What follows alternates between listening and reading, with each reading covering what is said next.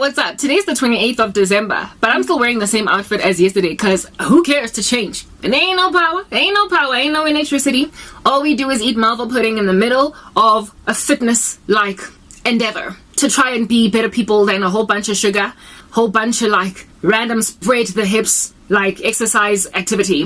I'm exercising my jaws right now, no, not my body, because there's no power and I don't have options. And so because I don't have options, I gotta choose what I record on my devices, and I'm not gonna be recording myself squatting a whole bunch when all this information needs to get out. In the previous part, I was talking about in the previous part, I was talking, you guys. I can even feel a pimple just like popping up on my face just as I eat this thing, but what else am I gonna do in the middle of a 2-hour podcast that I can't do nothing about? I don't know, that's keeping me busy, entertained.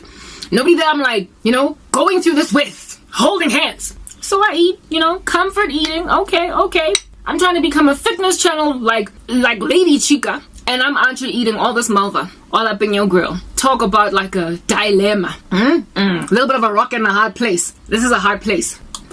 The rock is workout. Can't do that. The popo in this country are wimpy, totally wimpy, and they apologize to criminals when the criminals are stronger than them. The 23-year-old kid, I imagine, was like the rock. He was stronger than them, had more punching power, likely was on steroids, had a whole bunch of 23-year-old energy, and beat up cops until, like, he was drunk, until they said sorry.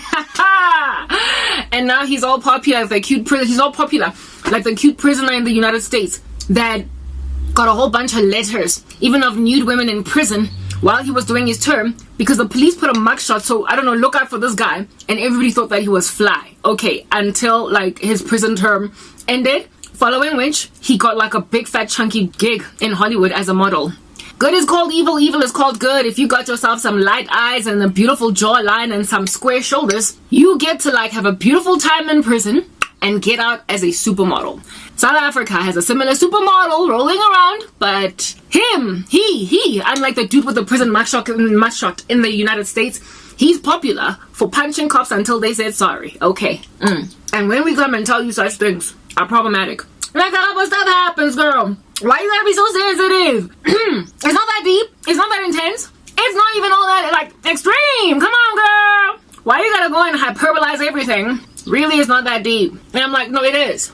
Good is called evil and evil is called good. And people that are supposed to be fit are eating malva pudding in the middle of the afternoon, knowing that she's also gonna have dinner later. And she's actively trying to lose a little bit of weight so she can be convincing in her fitness channel. So I'm gonna be like Lizzo, right?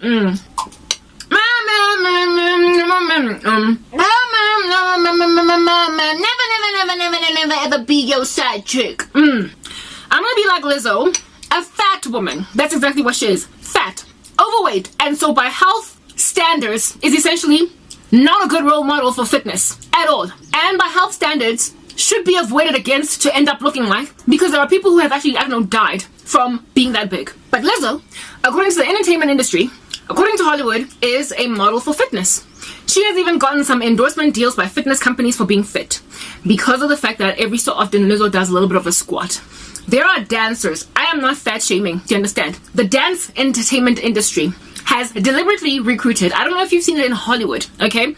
On like Grammy stages, what is the other one? Oscar stages where they do little performances and what have you, where they've deliberately got fat dancers, okay? And you can see the person is exasperated. You can see that the person is struggling to do all the agility, all the agile moves of the skinnier dancers, okay? They don't have as much, literally, agility, like fluidity in their movements. They don't. And you can tell that if they're not made to do their dance set for less than a minute, they're going to literally breathe their last on stage from being exhausted. I'm sorry, but you cannot be fit at the height of what it is that fitness is if you don't put fat off your body. The reason being, fat in and of itself is a weight on you. Have you ever tried to exercise in the gymnasium? You guys, I have started to incorporate weights into my exercise. Just 2 kilograms, nothing intense. This little baby, I got 2 of them, 2 kilograms only. I found them in the house and they do a job, nyana, but albeit being as light as they are, 2 kilograms, I try to dance like an entire set holding them. And if I tell you how much more hard, difficult my dancing is, just putting this weight, just using these weights as I move, like literally trying to do the dab using a weight is not quite like doing that. Do you understand? Trying to, I don't know, do the nene with a weight in your hands is not quite like doing the nene without one. It really actually makes dance rough. Do you understand? So if you can do a very fluid, well-motioned, no stagnation, and your technique is looking good dance with weights, you're strong, you're fit, and you're good at what you do. Most dancers would not be able to do the flips they need to do. They would not be able to do the twists they need to do. They would not be able to do the squatting, whatever it is that they need to do in all of their dance moves with the level of fluidity and ease holding weights in a way that they would without the weights. Fat is weight. Do you understand? It is weight, and we know that it is weight because when you chill on a scale, it says it's weight. It's mass that is on your body. And so when you move your leg up, when you've got all that fat on you, it's like moving my leg up when I got this dumbbell on it. It is hard. So if you are a dancer, I apologize. If you are a dancer that is fat, you are like one who is dancing with weights on the dance floor. You're gonna get exasperated fast, and no matter how much you might actually be toned underneath, no matter how much you might have built muscle mass underneath, it does not matter because weights will always make fluidity rough. Go and ask any gymnast if at all they would do a flip 3 times in the sky with weights on their feet. They will fall faster than they would if they did not have those weights on their bodies. So therefore, you cannot be fit at the height, or at least effective with what you're doing at the height that you need to be at when you are overweight.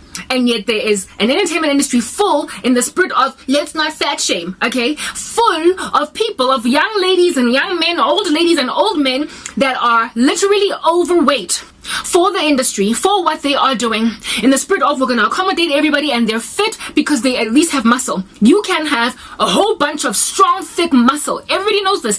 Underneath a whole bunch of fat. I had this colleague at MTN that used to lift a lot, but he also ate like a gangster. Do you understand? This dude was just like a big fat giant Oros man. You can tell that he worked out, but he was also fat, and so he wasn't, his physique was to me personally not attractive. He just looked fat. However, if that dude were to lose weight, he might start appearing more attractive to me. You will start to see underneath him, you know, rips. You will see how ripped his stomach actually is. You will see how strong those biceps and those triceps, you could see it. But he was an overall Oros man, and so it made the whole effect uncomfortable. I could not for the life of me fathom that dude running fast down an athletics track, but I could totally see him lifting 30, 40, 50,000 kilograms at the gymnasium because he was strong.